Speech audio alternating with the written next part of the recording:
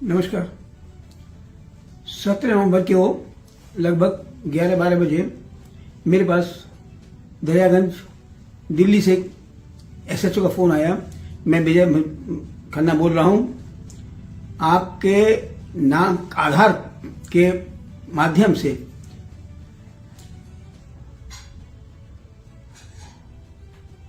Canara bank में एक account खोला गया है जिसमें 10.5 करोड़ रुपए का एक अकाउंट जमा किया गया है जो नरेश के अकाउंट से रिलेटेड है। ये वो बहुत बड़ा अपराधी है।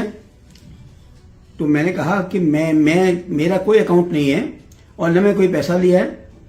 उन्होंने कहा फिर भी पुलिस जो है इसकी तहकीकात कर रही है और आप हमको कुछ थोड़ी सी इन्फॉर्मेशन दीजिए और हम कुछ प्रोटोकॉल्स बताएंगे, उनका आपको फॉलो करना है। ये बात आप किसी को डिस्क्लोज नहीं करेंगे क्योंकि नरेश के आदमी चारों तरफ से आपके ऊपर लगे हुए हैं। वो आपके ऊपर अटैक कर सकते हैं। अगर आपको कि कोई सहायता करने आएगा वो उसको भी मार सकते हैं। आपके बच्चे कहाँ कहाँ रहते हैं? मैंने कहा एक बॉम्बे में है, दिल्ली में है, एक जयपुर में है। तो अगर आप उनको भी हम उसमें नरेश जो है इसमें इन्वॉल्व कर देगा। इसलिए मैं यही डर से मैंने उनको किसी को नाम नहीं बताया। उन्होंने कहा आप हमारा ये प्रोटोकॉल फॉलो करेंगे। बस आप बताइए आपके एफडीज कितनी हैं, आपके और संपत्ति क्या क्या है। बाकी हमारी ईडी डायरेक्टर आपसे कल सुबह बात करेंगी। 10 बजे आप तैयार रहिए। 10 बजे निशा पटेल जाई, मैं ईडी डिपार्टमेंट से हूं और आपके इंटरव्यू आपका जस्टिस सूर्यकांत के सामने आपका मैं साक्षात्कार होगा। आप खड़े रहेंगे, बिल्कुल बोलेंगे नहीं, कोई क्वेश्चन नहीं करेंगे, केवल जितना वो पूछें उतना बताएंगे और अपना आधार कार्ड साथ में रखिए।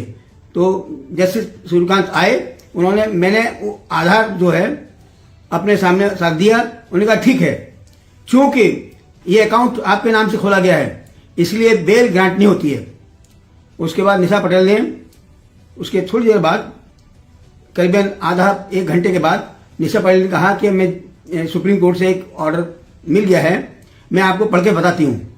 और उसने पूरा लाइन वाइज बताया जिसमें ये लिखा था कि आपकी एफडीज कितनी हैं, आपकी लैंड कितनी है, ज्वेलरी कितनी है, सबका इन्वेस्टिगेशन होगा और ईडी डिपार्टमेंट इस इन्वेस्टिगेशन को करेगा।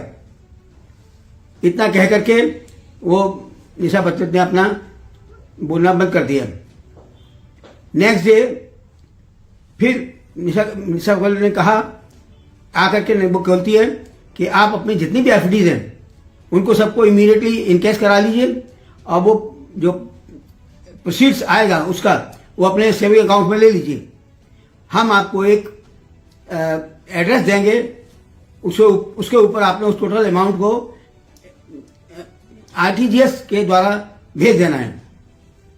ये आप निश्चित रहिए, आपका जो भी जमा होगा वो सुप्रीम कोर्ट में जमा होगा, उसको वापस आपको लौटा दिया जाएगा।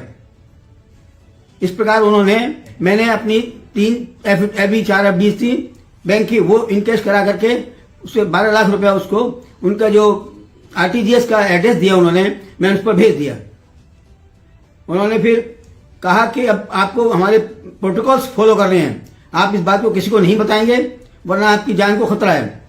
पुलिस आपके चारों ओर रहेगी इसलिए आप निश्चिंत रहें, लेकिन हमारे प्रोटोकॉल्स को आपको कंप्लीटली फॉलो करना है।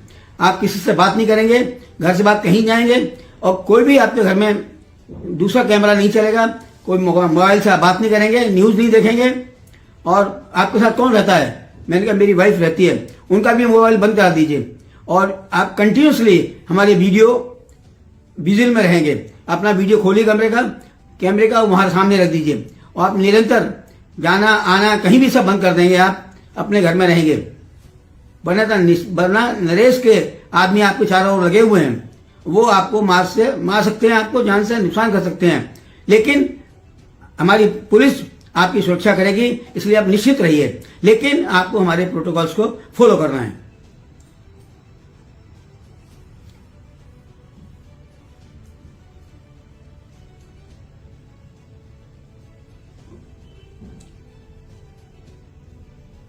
उसके बाद उनका फोन आया, दोबारा फोन आता है तो वो कहते हैं कि अब जो है आप ये बताइए आपके पास ज्वेलरी कितनी है।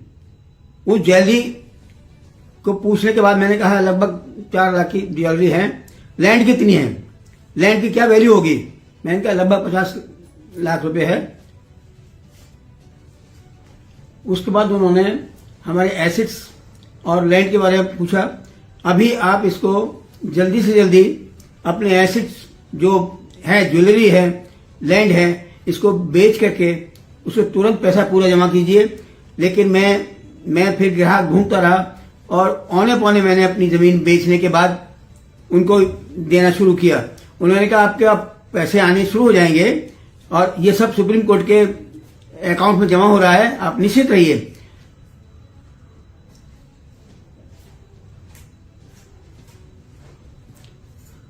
वो हमेशा मेरे को ऐसा एश्योरेंस देते रहे कि नहीं आपका पैसा, इन्वेस्टिगेशन चल रहा है, आपका पैसा रिफंड होना शुरू हो जाएगा।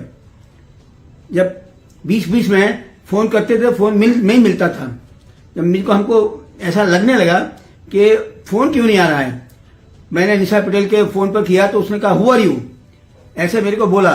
फिर मैं समझ गया कि ये कहीं लगता है कोई गड़बड़ है। फिर जो नंबर दिया हुआ था मैंने उस पर फोन किया तो वहां से पता लगा ये यहाँ कोई विजय महित्रा एसओचओ नहीं रहते हैं और आपके साथ लगता है कोई फ्रॉड हुआ है। आप जाइए तुरंत और क्राइम ऑफिस में, फ्रॉड साइबर क्राइम में जाकर के आप कंप्लेंट कीजिए।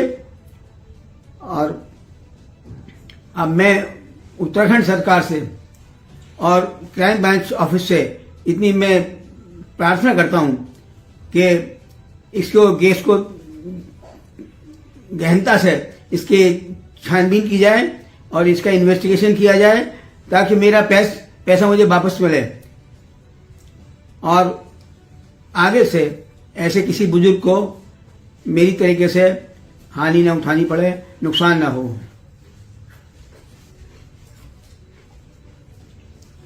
नमस्कार।